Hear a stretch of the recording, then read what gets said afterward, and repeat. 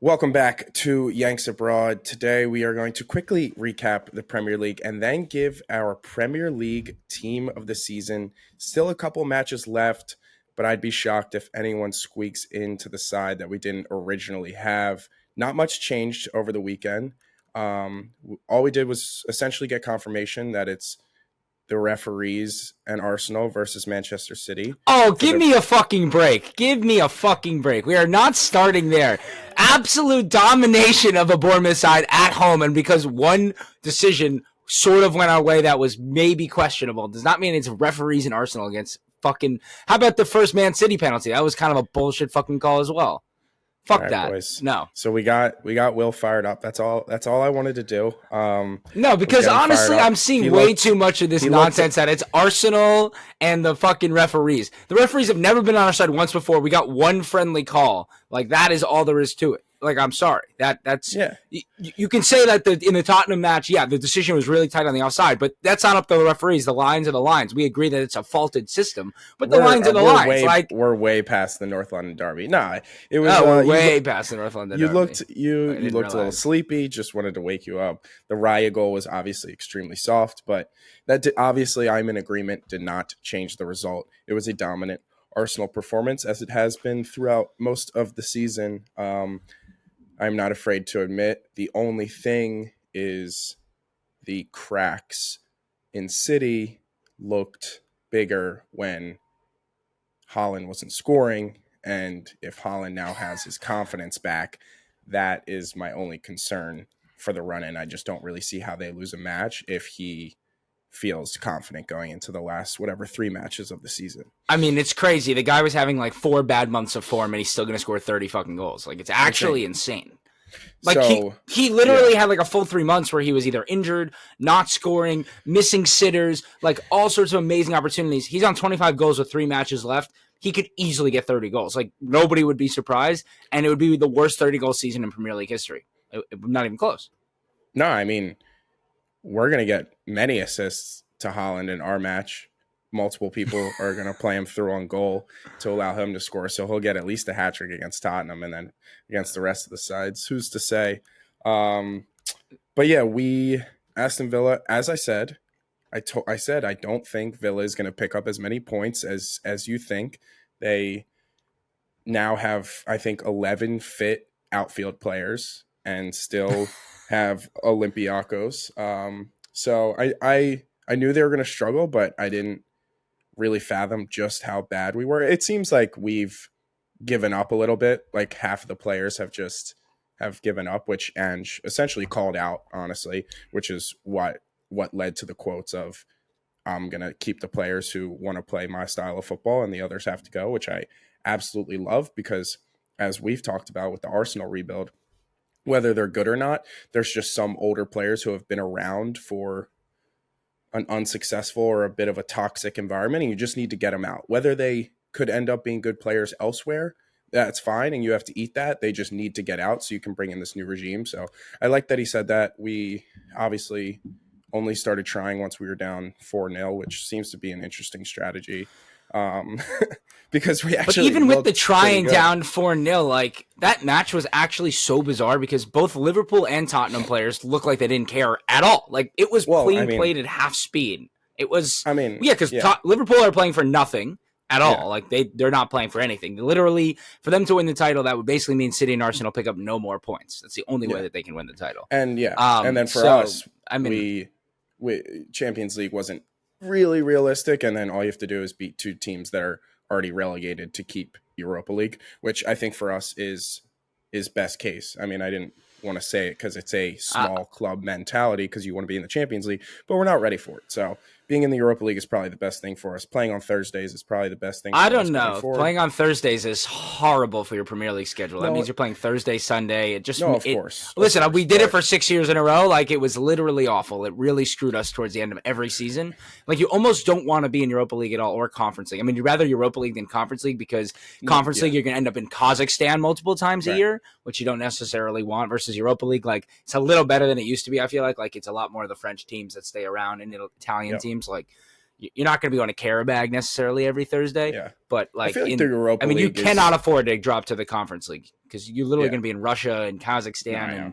and Croatia. Like that's I way don't further. Like that's I don't a yeah, huge difference in I travel. don't think we'll drop out. Because if we can't beat Sheffield and Burnley to secure Europa, there's bigger issues at hand. But yeah, I think it's good. And I actually think we will bring in it. I think we will have a deep enough squad to in the group stages and until it gets deep into the tournament, play some not our starting 11, which will be good to get because like Giovanni Lo Celso is a solid player. I don't think he's fantastic, but he's definitely good enough to start in the Europa League every single week, and he didn't get in the side at all. Like that competition is perfect for a Gio Lo Celso. I think he may go out in the window, but I, just we have players who can I provide agree, but depth. I actually think that the way fans look at Europa League and the way that clubs look at Europa League is just a totally different beast. Like every year, it was like, okay, fine, Europa League's fine. We'll play more kids. Like more kids will get a chance to get into the side. More kids will get a chance to impress Arteta. Like whatever. It's not. They don't switch up the side as much as you think they will. And I get it to a fact where it's like you don't want to just lose confidence and lose every Thursday or whatever it might be. Like Right. that's obviously catastrophic. But I just think fans look at Europa League as like a chance for these outer squad players to play. And it's like, yeah, one or two will get into the squad a week, but you're still going to stick with your 7 or 8 core No, players of most course. weeks. But like a Hyungmin Son who has already shown signs of a little bit of fatigue getting older, he shouldn't play on a Thursday until we're in the quarterfinals or whatever it may be. So yeah, not much movement in the Premier League. Excited for the run in before we move to our team of the seasons. I just love getting your updated Yeah. confidence. Give me your I mean, percentage of it's Arsenal fucking winning the brutal, man. title. It's just the chances are incredibly low because Manchester City are ridiculous. I mean, and I said this last week, like our 2024 pace. So since January 1, we're on pace for like an 103-point season. And it's not going to be enough.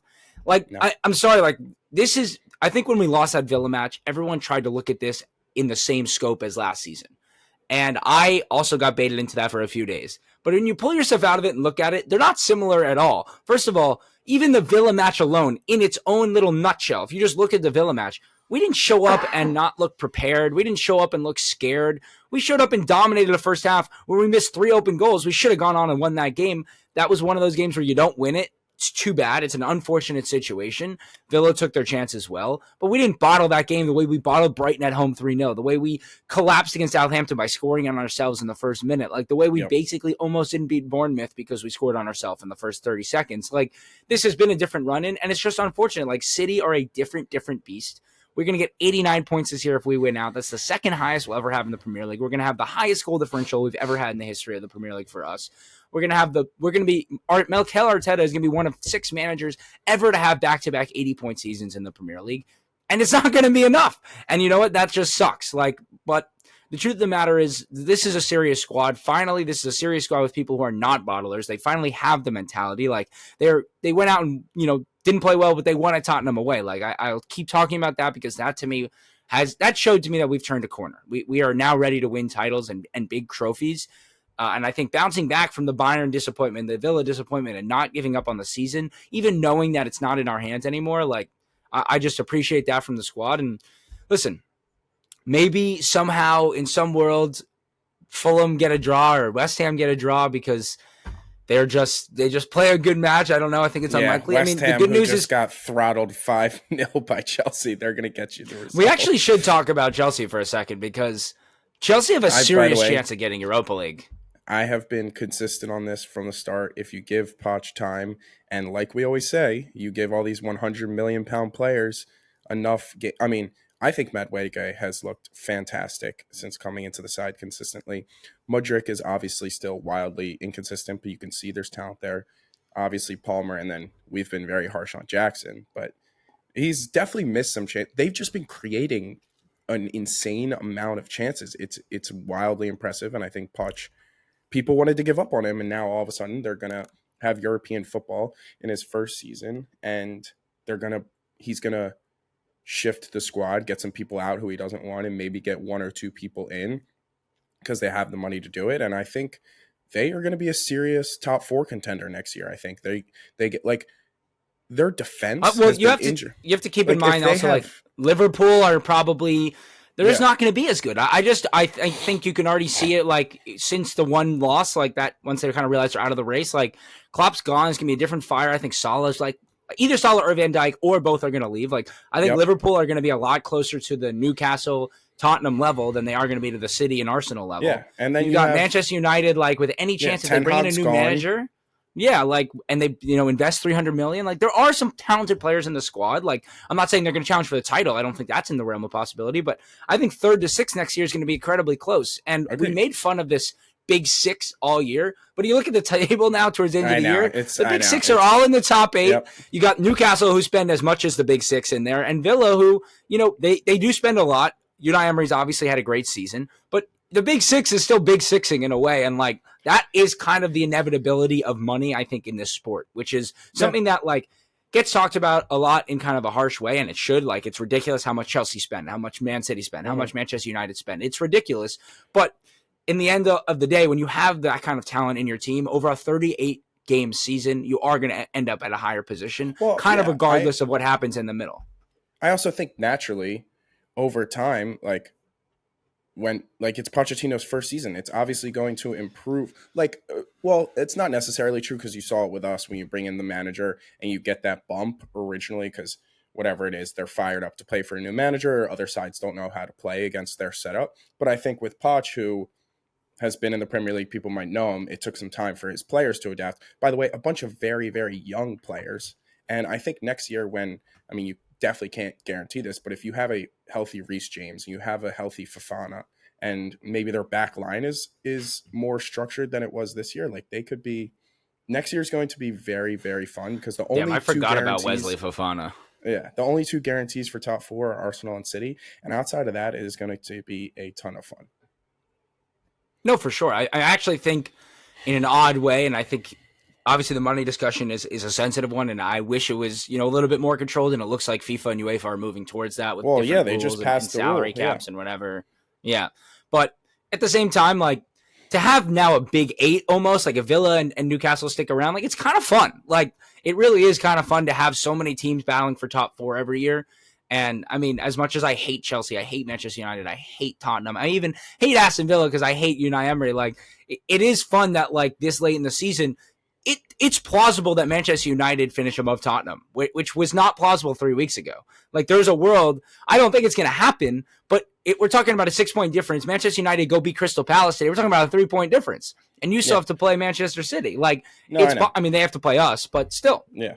No, and then you also have West Ham, who just brought in Lopetegui, and they'll sell Paqueta in the summer, and they'll reinvest those funds with Kudus, Bowen. Like, they could be a player if he has them playing correct next year. So, but I don't get firing David Moyes. I'm sorry. David Moyes did so much good for that club. He won them a European trophy, and the next year he gets fired. I'm sorry. I just don't get it. Like, they lost their best player this year. They were obviously going to struggle. No, I know. They lost the absolute rock of their entire squad this year. I think they appreciate what he did for them, and maybe see the state of the Prem and those, like, you need to, I think, get more creative and have a different mind than those traditional English managers. I could be wrong.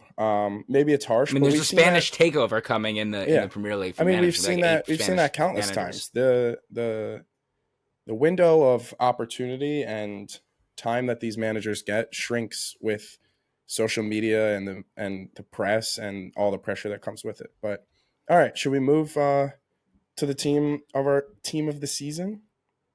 Yeah, I guess let's do it. It's a tough one, man. It's so hard to do these team of the seasons because you could so easily just make it an Arsenal City combined 11, and like those 2 teams are just such a level above the rest of the league. Like, but obviously that's not what I did. It's just like, it's hard when you go sit down. You're like, well, yeah, this player maybe would have been, even better in an Arsenal side, but the guy in the Arsenal side had the opportunity to just be so much better. Tried to be as little biased as possible, but I agree, and I think I have some Arsenal players, and I think I'm here to keep you in check when it comes to how many Arsenal players you're allowed to put in, considering you're not even going to win the league. So, but let's start in goal, where I think number 1 of the checks and balances may start. But if you want to start in goal, let me know who you have. Who do you think I have in goal? I think you have Raya. I do not have Raya. Oh, okay, great. Do you have Pickford? I do not have Pickford. I have Really? Emi Martinez. I think he may be the most important person to Aston Villa's side. I mean, what he does both as a leader, his penalty saving, his unbelievable play on the ball, his confidence, his shithousery. I think that just like embodies the entire Aston Villa squad. I think since they brought him in, they've been another like 3 years ago they brought him in, and that is the club is elevated since then. I don't know what else to say. I don't like the guy, but I think he's an incredible goalkeeper in a lot of ways. I think he's a little bit overrated, but at the same time, like I think he deserves. I think Villa deserves a player in this team of the season, and Emi Martinez is my choice. I like when I was doing my research, he didn't pop up a lot in what I saw, but I don't hate that shot at all because in a team that got is going to get top four, some inclusions are definitely fair. I had Vicario, just because I think the with the amount I love we have of to keep me in check. That's hysterical. the amount I don't know of if you've well, noticed, but Vicario has been downright horrendous the last few months. that's just not true. It's I mean, 100% true. his shot stopping has been fantastic consistently throughout the entire season. And Highly disagree. I mean, He's weak to punch the ball out. He always parries it into danger. He has been not nearly as good with the ball at his feet as he was in the first half of the season. A little bit. He's horrible, horrible, horrible at commanding his box when crosses come in. no, That's one of your he's biggest not issues on great. set pieces. That is his one drawback. I agree with that, but that also has to do with the fact that after people score, they're like, "Oh, he could have gotten that." When half the time goalies don't even come out, and it's just dealt with by their center backs, and we just don't ever deal with it. So people just point the finger at him. But half the time, a goalkeeper doesn't come to claim because their fucking center backs are capable of heading a free kick or a corner kick away. I think he was the most impressive shot stopper. But I'm fine with Emi Martinez as long as it's not Raya because I think Raya is not great. I don't think he's bad, but I definitely don't think he's great by any means. And I think he's just a result of a very strong Arsenal setup and Well, we don't defense. need to have the Raya argument over and over again, but I think you're going to watch again next season. You're going to see how good Raya is, and I think you're going to change your tune on what you think about him. I've been a Raya fan long before he was at Arsenal. Like I was I'm 3-4 years ago when Brentford got promoted. Like I thought Manchester United were going to buy him because he is just the ideal modern goalkeeper. Incredible with the ball at his feet. Incredible confidence in collecting crosses. And yeah, he's not the world's greatest shot stopper, but I actually think that's the most irrelevant part of being a I goalkeeper know you keep for a saying that. successful You keep side. saying that, but we'll see. I mean, We'll David De see Gea if was that the best shot stopper in the league for years, and he cost Manchester United over and over again.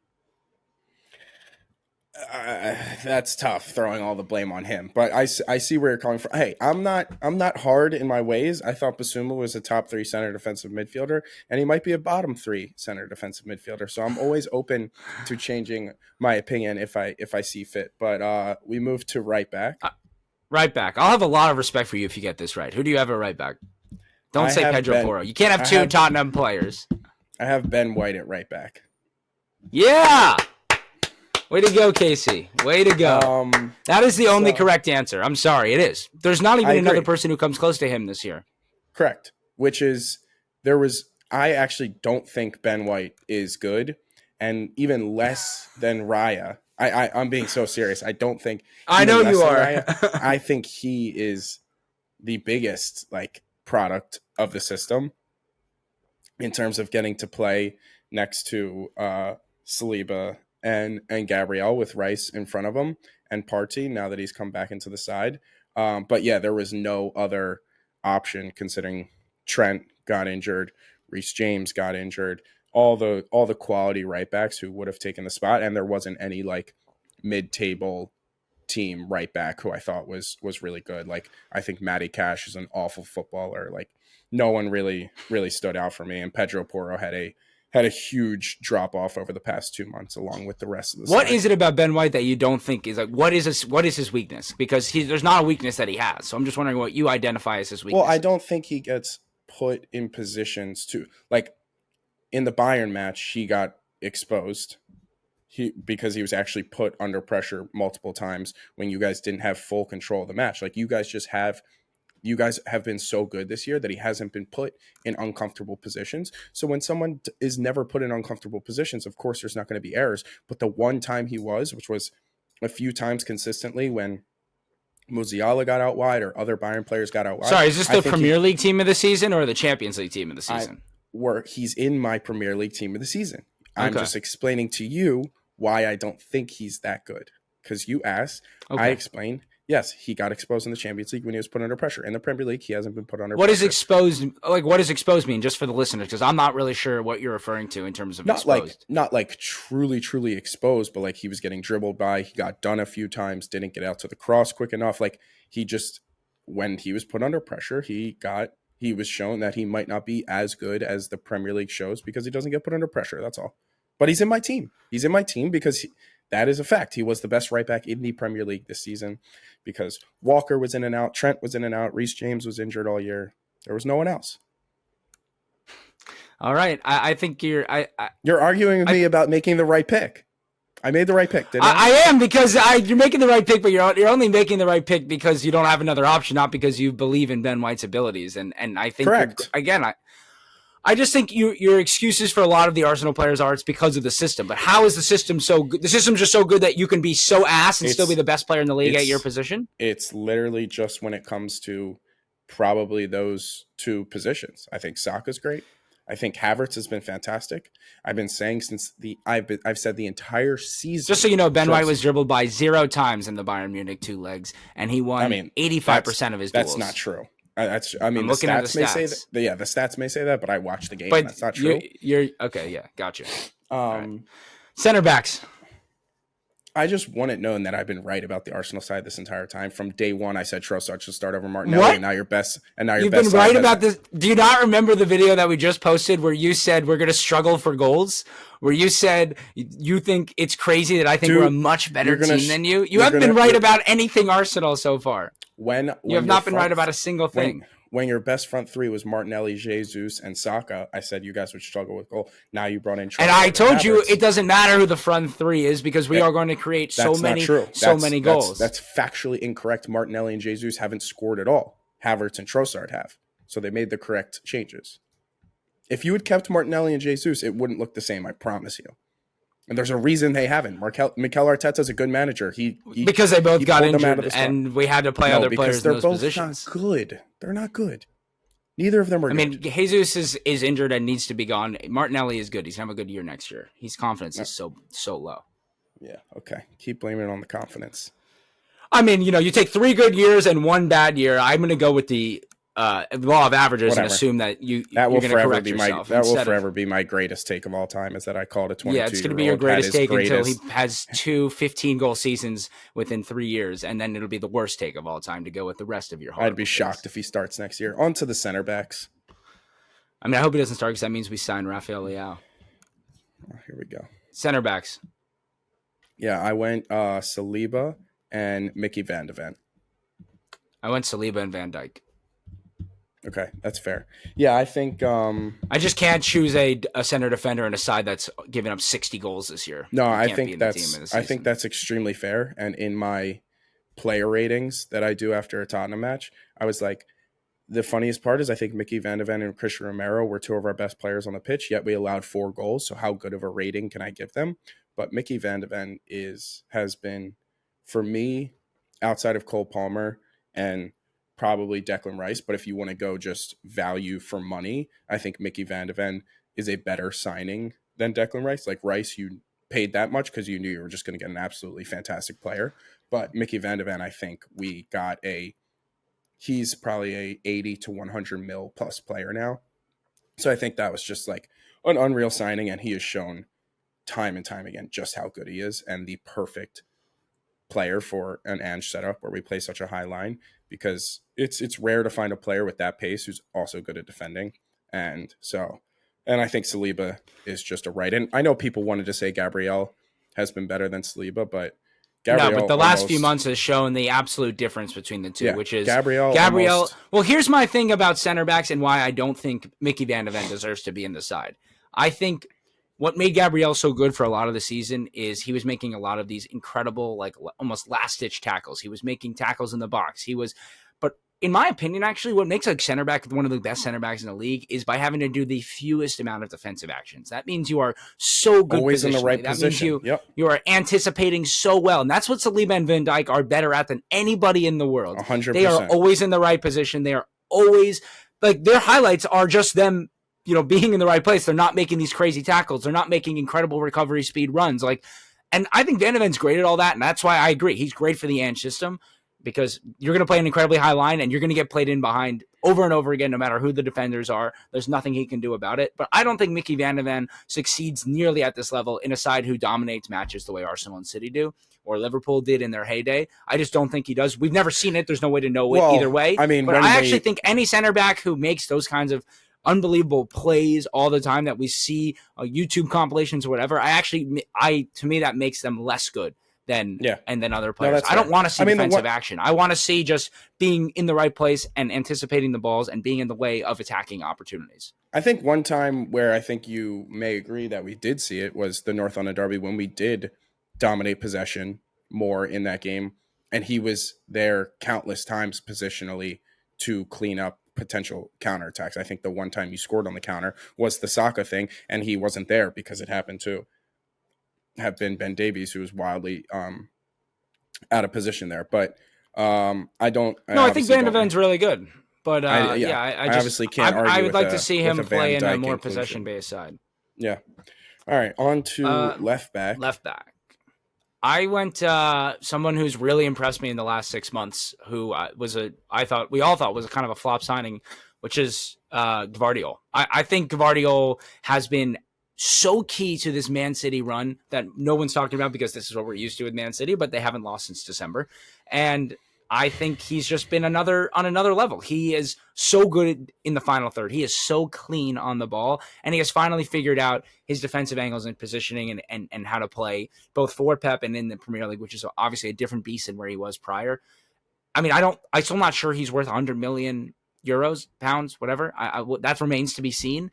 But I think left back's been in pretty weak position in the Premier League this year, and I think Gvardiol has been the best for the best team in the league. So I don't hate that at all. The only reason I didn't put him in is because it's the team of the season and he has not played enough for me. And I think we also, one, it's recency bias, and two, he was very good in those Champions League matches. So we may let that slip into our minds, whereas it is a Premier League team of the season. But my follow-up to that is if I could predict my team of the season for next season, he would be my left back 100%.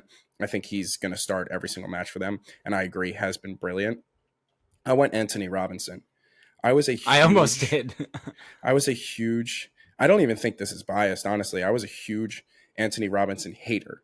I used to say his right boot is on his left foot and vice versa. He doesn't, and he would just bomb up the pitch, whip in a bad ball, and then positionally be out of place. But this is the most consistent I've ever seen him on the defensive and offensive side of the ball. Like, his crosses look on purpose, like he's actually crossing it to a person rather than just an area now. And I think defensively he has improved, and he's made countless good tackles, last-ditch efforts, and different things like that for Fulham. And I think he's made a giant step, which I never thought he would. And in a year where left back might have been even worse than right back in the Premier League in terms of like who consistently was good. I mean, Luke Shaw was injured.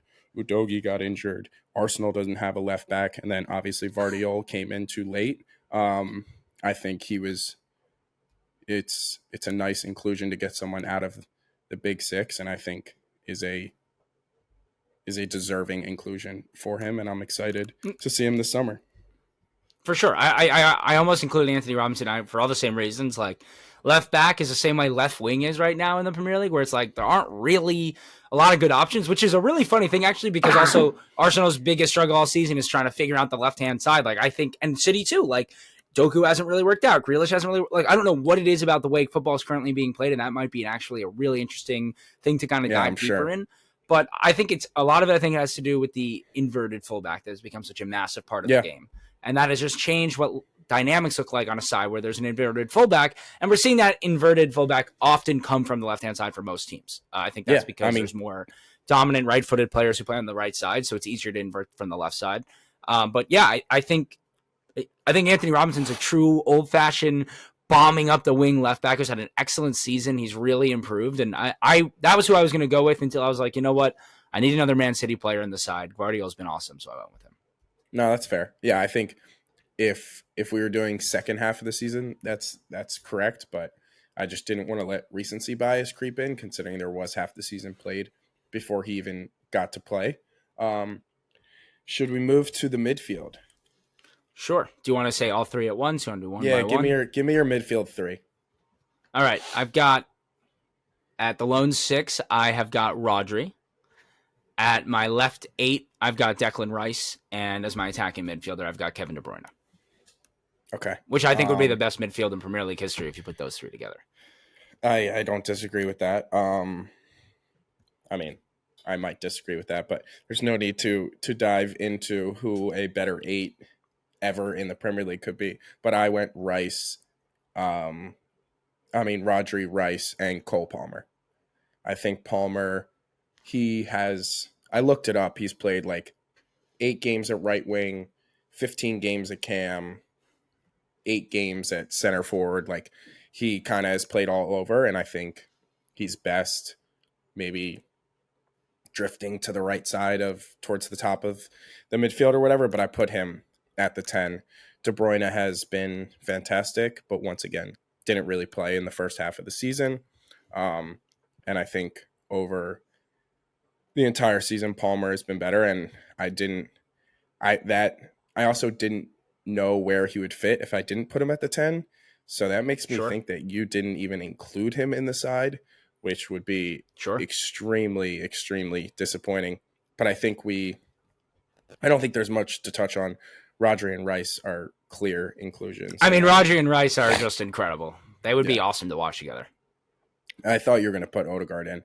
I'm glad that you didn't, although he's had a good season. I wanted to put Odegaard in, but the truth is there's a lot of positions where there's too many good players to include them. And that's what's going to happen with Cole Palmer for me in this side, is I did not include him. He plays for a side that was in 10th for most of the season.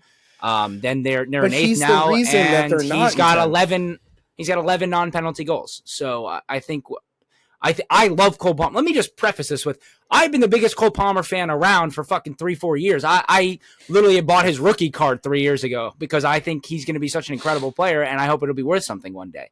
But I think that's harsh that you didn't include him. I don't think it's harsh at all. I think he is an incredible player. I think he's had an incredible season, as have many other players who did not make it into this side. And there's only 11 players I can fit, and I'm going to put the 2 better players who are on the better teams in front of Cole Palmer. And that's Bukayo Saka at right wing and Phil Foden at left wing. They are both better than Cole Palmer. And that's what it has to be. I could have put him at center forward, but he's not a center forward. So I didn't put him at center forward. I didn't include him in the side. That's fair. He's scoring for a team that's not even challenging for anything at any point this year. That's not going to make it into my. That's just not going to make it into my. He's side. almost single-handedly brought them into a European position. I think that's impressive in itself, and I think he's had a more impressive season than Bukayo Saka.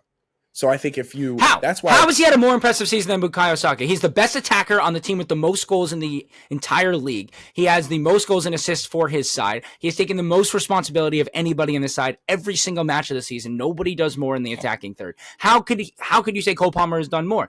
Bukayo Saka is achieving things for Arsenal that nobody has achieved for Arsenal since Thierry Henry 20 years ago. Cole Palmer is not reinventing the wheel at Chelsea. He's not. I'm sorry. Bukayo Saka has dragged this team for years. What has Saka done? He has dragged this team for years from the absolute depths and doldrums of the worst sides in Arsenal's history. He has put his body on the line every single match for years. He has missed one match in 5 years.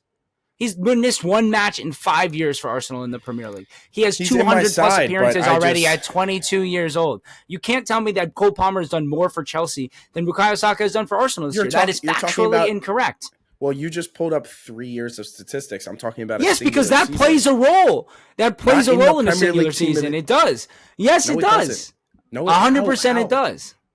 How? Well, if we were to... Okay, then obviously De Bruyne gets in and Ruben Diaz should get in if we're talking about what they've done over the past 3 seasons. No, but like if you're talking about Bukayo Saka and Cole Palmer, I think no matter what the conversation is, I'm talking about this year.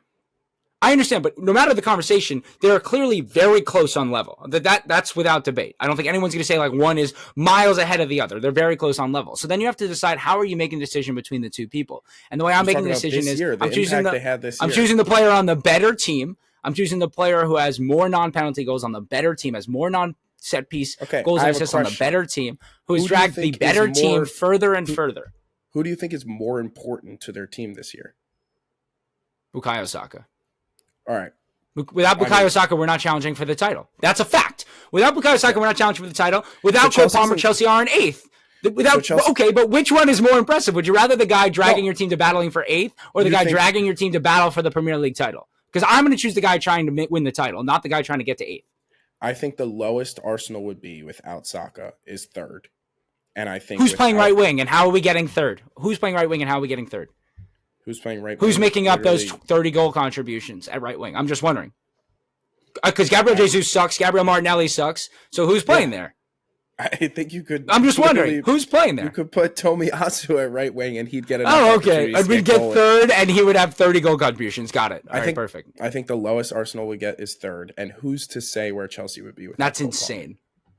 Where do you Chelsea couldn't be? How much worse could a side be who are worth $2 billion in 8th? How much worse could they possibly be? Literally, tell me. They're going to be below Sheffield United? No. How much worse could they be without Cole Palmer? They couldn't be that much worse. It wouldn't be possible. Okay, it wouldn't be possible. What position would Arsenal be without Saka, and what position would Chelsea be without Palmer? Without Saka, I think we would be 4th or 5th. And without Cole Palmer, I think Chelsea would be 8th or 9th. You think you're worse? I'm sorry?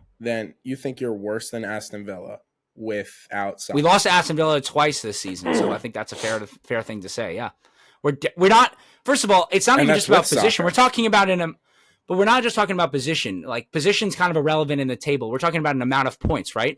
We have 83 points right now. We're not going to win the title with 89 points. 4th place has 67 points. They're probably going to finish around 70. So we're talking about a 20-point difference. Like, that's we could be 4th. But we could a 20-point difference.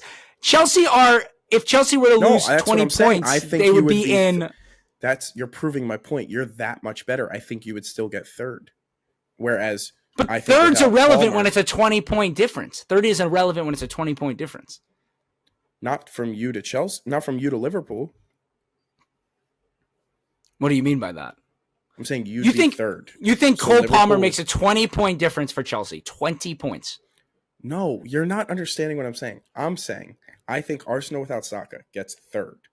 And I think without Cole Palmer, who's to say where Chelsea would be? So you think without Cole Palmer, Chelsea are finishing below Bournemouth, Brighton, Wolves, Fulham, Crystal Palace, Everton, Brentford, Nottingham Forest? No, those first couple sides that you mentioned, yeah. So you think it's more important to go from 7th to 11th than to go from 1st to 3rd? No, because it doesn't change anything. I'm just saying for the team itself and the impact it would have. But it does. But that's what I'm saying. That's what's most important. Is Bukayo Saka has taken us. What's the difference between 2nd and 3rd? Nothing. The difference between but it's not about position on the table. It's about 7th and 11th points mean. 7th and 11th is more important because that's European football versus being a bottom half club. Where 2nd and 3rd is both. 7th is not European football. 7th is not European football. Whereas 10th, 7th is not European football. Okay, 6th and 11th, whatever. But they're not in 6th. Okay, 7th and 11th being. You're telling me that the difference between being in the Conference League and not being in Europe is grander than being in a title race and not being in a title race? That doesn't make any sense. That's it. No, that doesn't make any sense whatsoever. No. I mean, being in a title. Okay, we were in a title race. Does that get us anything? No. When were you in a title race? In 2016 when Leicester City won? Correct. I mean, people are going to look back at the same. If Harry Kane wasn't in your side, you weren't in the title race. You're right. You're 100% right. But glad we can agree. If you don't have your best player, you wouldn't have been in a title race. Versus in 2016, if we didn't have Aaron Ramsey, we would have come in 4th. I'm saying in revisionist history, like looking 5 years from now when City wins this title, people are like, no one's going to care that you guys came in 2nd versus 3rd. And no one's going to care if Chelsea came in 7th or 11th. What does that have to do with anything? I understand. I'm just saying that I think here's my issue with what you're saying. Here's the issue with what you're saying. You're telling me that a player on a team that's in 7th place with multiple players who are bought for over 80 million pounds, multiple players who are bought over 100 million pounds, is making a bigger impact. Arsenal has never spent money. You guys act like you're poor. You bought Havertz. Wait, you that's bought not what Rice, I'm talking about. You're just not even letting me talk because what you're saying makes no sense. Can I say what I was going to say or no? Yes.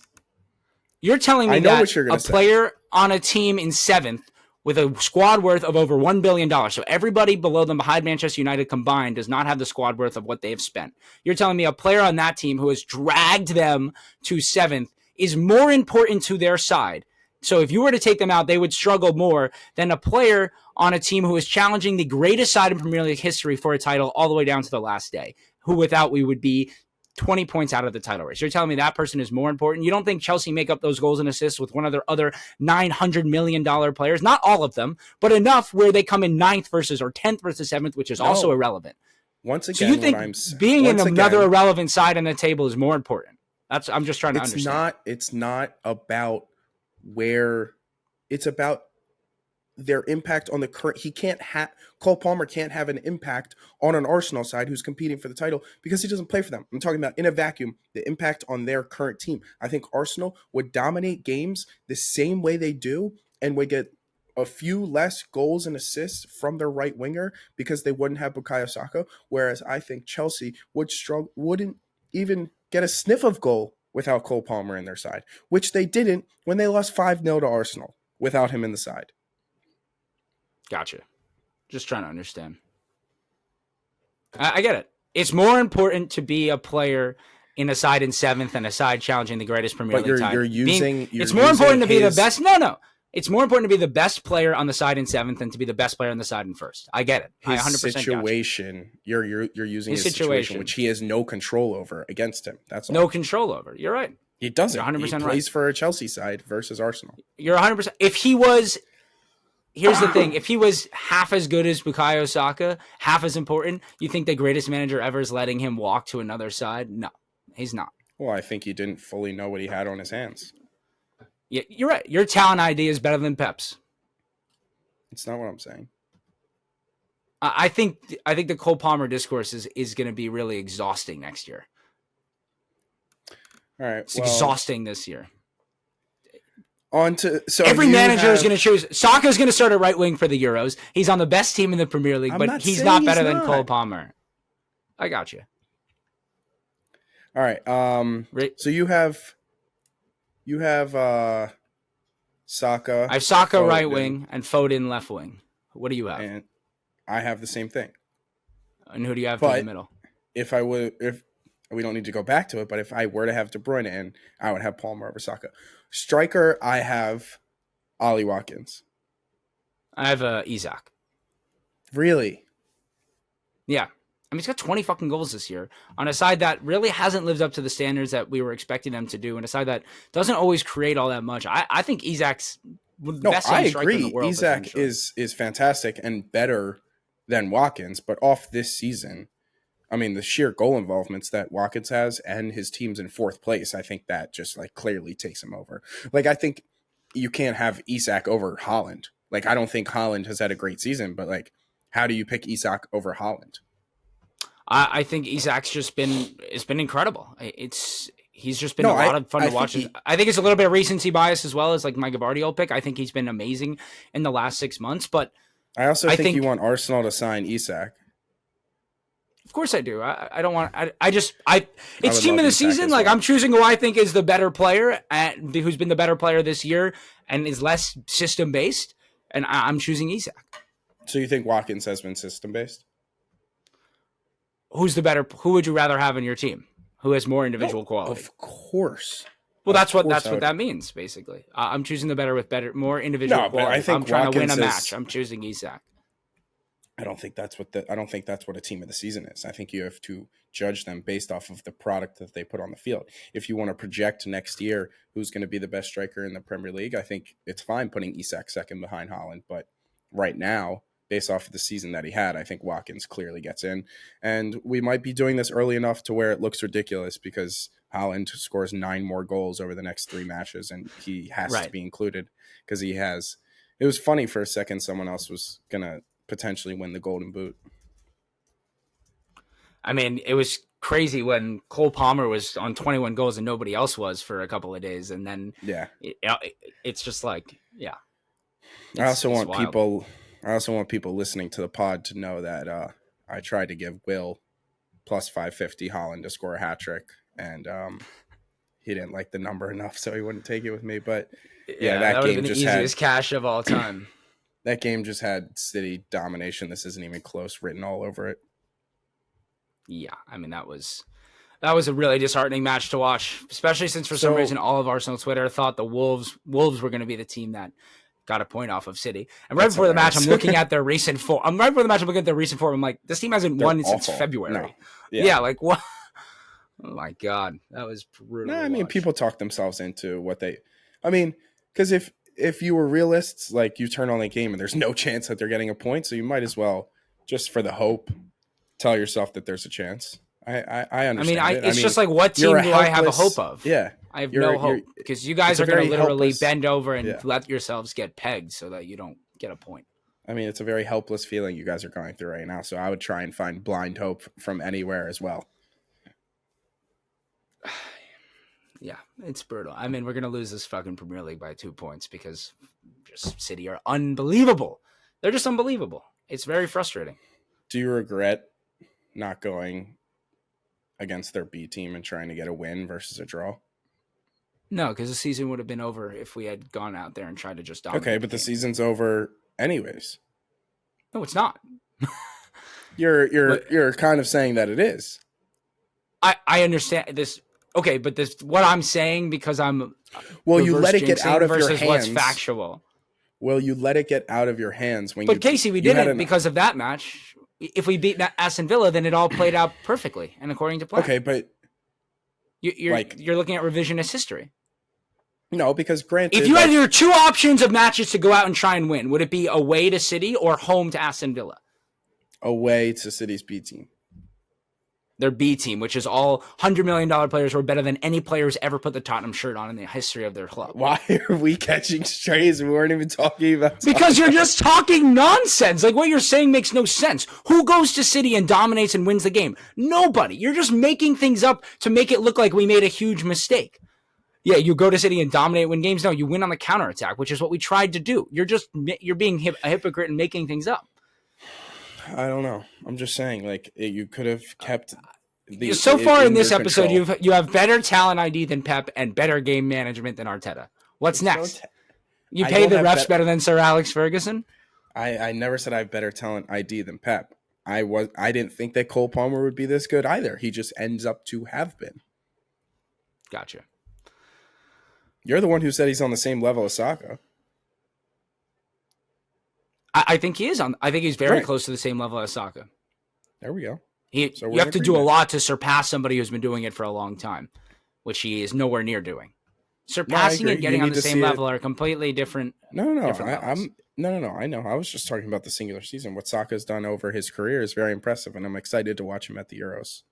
See if he can put on a good performance. As he always does. Because I'm rooting for England. I'm rooting for England. I'm not. I root so hard against England. I root for Saka, and you root against England at tournaments? Always. I root for Saka to do well, and I root against them. Wait, why? Well, because any particular reason? Well, I hate Harry Kane, so I'm always rooting against Harry Kane to succeed. I hope he never wins a trophy. I just don't like Gareth Southgate. I mean, there's nothing about. I don't like the way that they set up. It pisses me off. They have probably the third best squad on paper in the world, and they set up to basically sit in and score on the counter. And they don't even talent. Is that true? They don't even profile their own players, right? I mean, it's not even sitting in and trying to win on the counter. They're just not.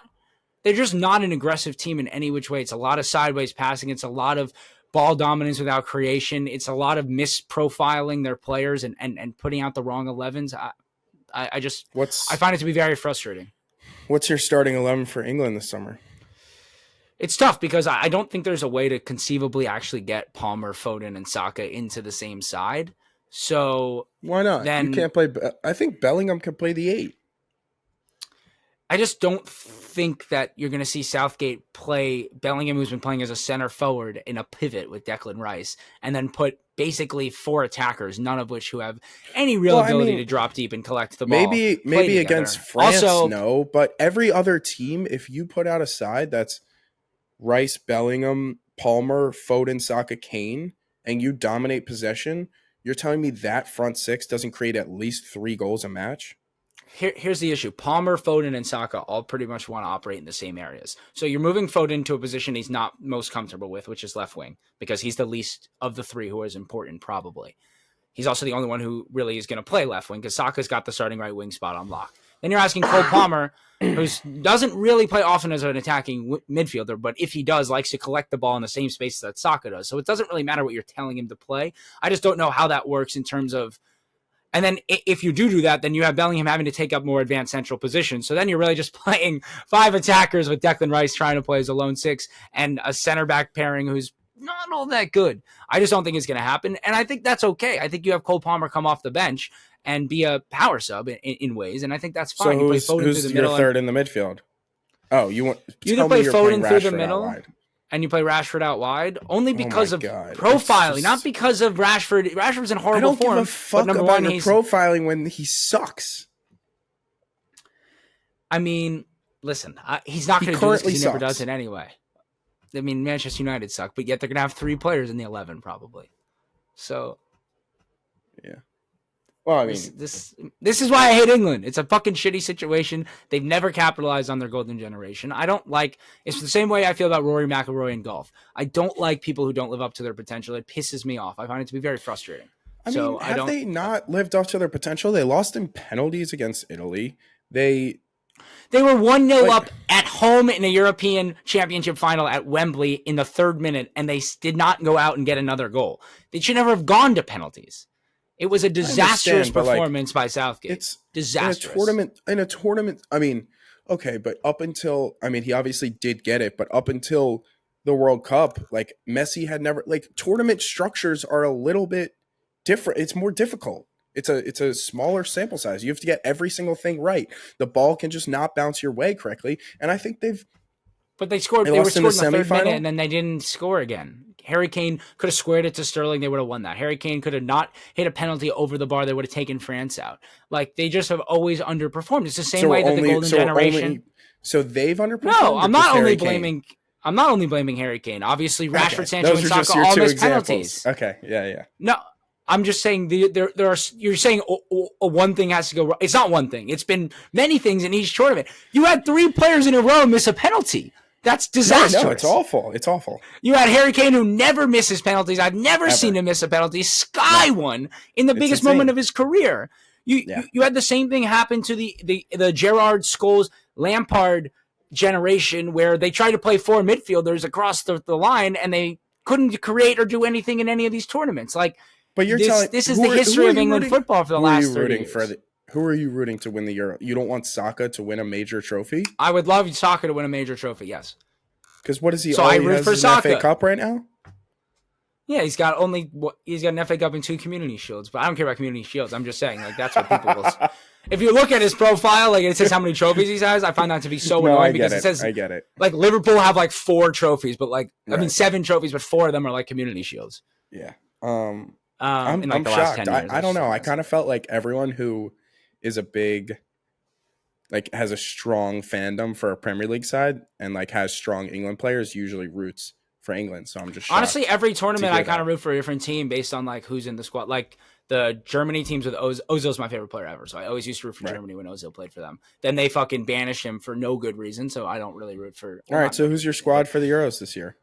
It depends on the squads. I gotta dissect and make my decision. And I mean, I always like. To we're getting pretty close. There's not going to be any big surprises. I feel like we know what the squads are. Well, I mean, I'm a Ronaldo fucking fanboy, so I'll always root for Portugal if Ronaldo's playing. I used to root for the Netherlands because of Van Persie. It just really depends on who's in the squads. Like I don't have any ties. My family is from fucking like Poland and Russia, so like I don't. No. I obviously don't have ties anyway either. But I mean, if England win, Harry Kane gets a Ballon d'Or. I fuck with that. Harry Kane's not getting the Ballon d'Or. If England win, Jude Bellingham's going to get the Ballon d'Or. Sorry to tell You you. really think so? I think Jude Bellingham has a much better chance than Harry Kane, unless Harry Kane has like the tournament of his lifetime. No, let's say neither win the Champions League. Okay. You think? I mean, who's gonna win? Who's gonna win Ballon d'Or? You tell me. I don't. There's not really. It's so hard because our whole lives it was Messi or Ronaldo. No, I know it is tough. I think it's Kane if England win. I mean, yeah, barring Bellingham has more goal involvements than Kane, which I think would be shocking. I think Kane he'll have the golden boot at the Euros if they win. He'll win the Euros. He will have won the European golden boot across all the top leagues. Like, I think it's pretty clear who should win it. I haven't done enough research, so I'm not going to go out here and say like I have a pick for Ballon d'Or. But I think Bellingham's got a real chance if Real Madrid win La Liga, Champions League, and England win the England aren't going to win the Euros. So this is fucking irrelevant. Okay, so that's insane. What's going to happen is they're the second favorite. I mean, they're PSG the main. Will probably the win. Favorite. What if PSG win Champions League and France wins the Euros? Does Mbappe win? Probably. Yeah. Yeah. Mbappe probably wins it anyway because it's a popularity contest to begin with. No. I mean, yes, but I don't think. No, I'm saying I think it'll be either Kane or Mbappe, whoever wins the Euros, or Bellingham if he wins the Champions League also. I think unless Kane has like a ridiculous tournament and England win the Euros, I think Bellingham has a better chance. I'm just based off what I've read. Like I've read a few articles, and Bellingham's like one of the favorites. I think that's with people assuming that Real Madrid's going to win the Champions League, which I'm not saying is a wrong or unfair assumption, but I think it is very contingent on that because if he wins La Liga, obviously Bayern didn't win, but if I think the fact that Bayern don't win the Bundesliga for the first time in 11 years, Kane gets it really hurts his chances of winning Ballon d'Or. That's my feeling. Sure, unless he has like the most ridiculous Euros ever, or they win and he has wins the Champions League, Champions League winning goal. If he wins the European Golden Boot and then wins the Euros Golden Boot and the Euros, I think he'll win it. Well, that's a lot of ifs, and I think we have a long time to go to see who's going to win Ballon d'Or. I have one question for you. Bayern win the Champions League.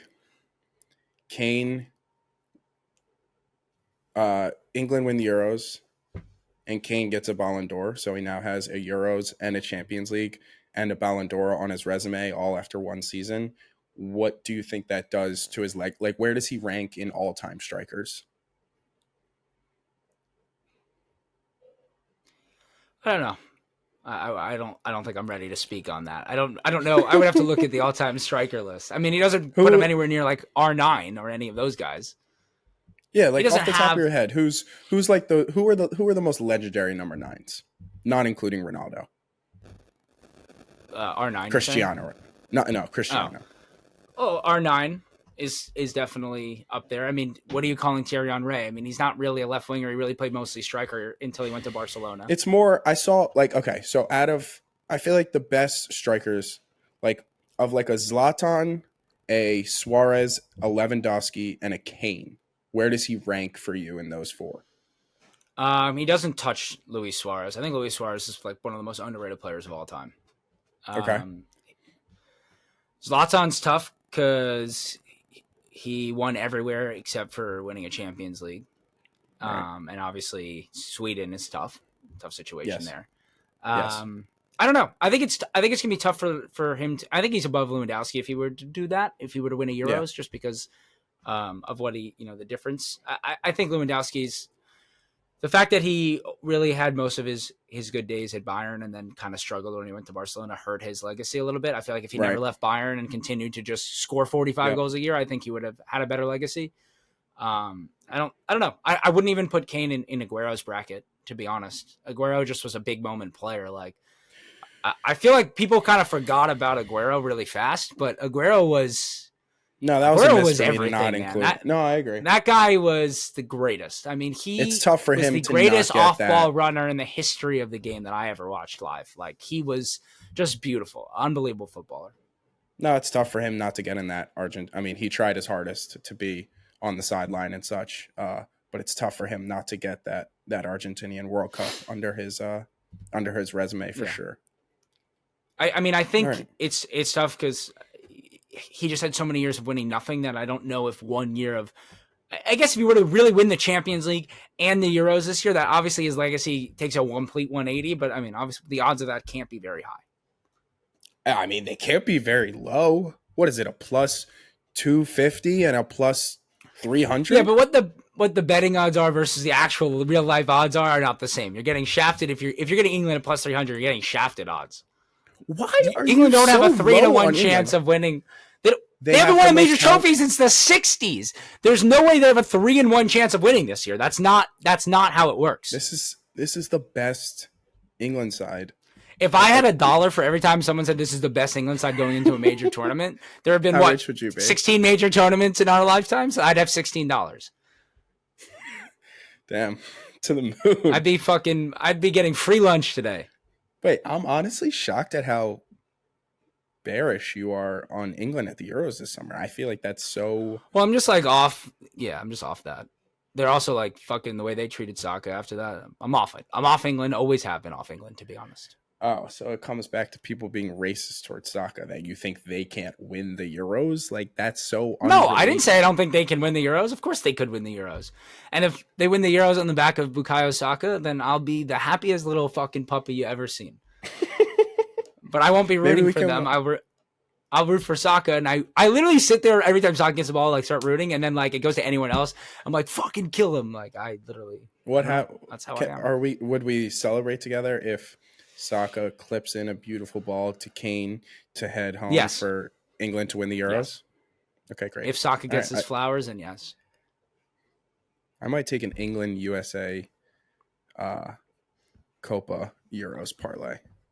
All right, I'll take just Venmo me instead. You want to house that? I'll take your action. Yeah, I'll take your action on that. I don't know which is more unlikely. All right. So that's a little preview of our great Euros and Copa America content that'll be coming to you in early June. Hit the like button, subscribe. That was a pretty funny episode. That was fun. Obviously, that was fun. Everyone in the comments should be agreeing with me that Bukayo Saka is well better than Cole Palmer, and it means way more to Arsenal than Cole Palmer means to Chelsea. If not, still subscribe so you can disagree with me every single week, because I'm sure we will talk about it every week until next season. Case, have a good weekend at your brother's wedding, and I'll see you Sunday. Yes, Sunday or Monday, Mother's Day, whatever, either one. Mother's Day, yeah. Fabulous. All right, peace.